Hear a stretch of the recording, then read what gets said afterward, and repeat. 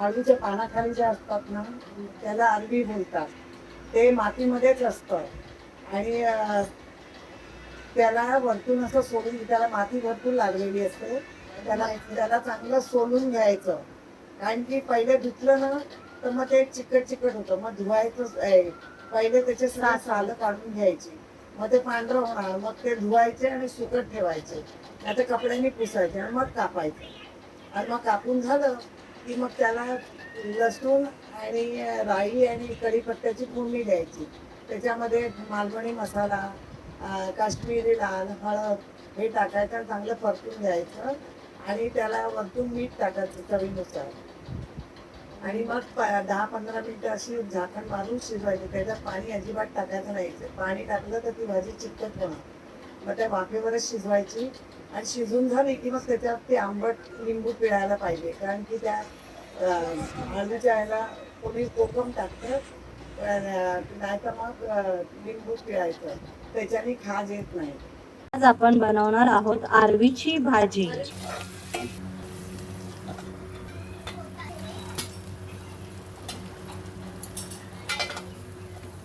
आणि ही भाजी सहजासहजी मुंबईमध्ये कोण बनवत नाही. ही भाजी कुठे बनते आई? मध्य प्रदेश. मध्य प्रदेश, इंदोर या साईडला जास्त ही भाजी बनते आणि ही बटाट्यासारखीच वाटते.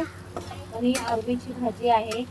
आता ही मिक्स करून झाल्यानंतर ही 5-10 मिनिटं आता याच्यात थोडं मीठ टाकायचं आणि मग त्याच्यावर झाकण ठेवून 10-15 मिनिटांनी शिजलं की त्याच्यात लिंबू पिळायचं बस म्हणून. आता याच्यामध्ये मीठ टाकायचंय चवीनुसार.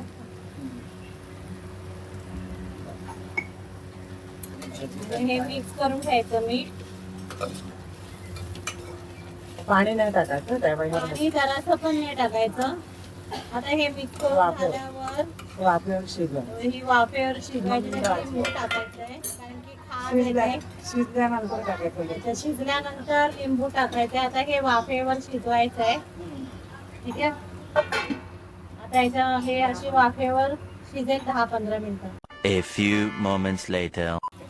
शिजले. आता याच्यात लिंबू पिळायचं.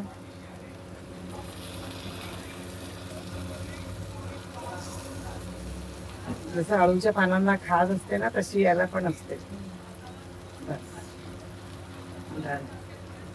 आता ढवळायची आणि बंद. आता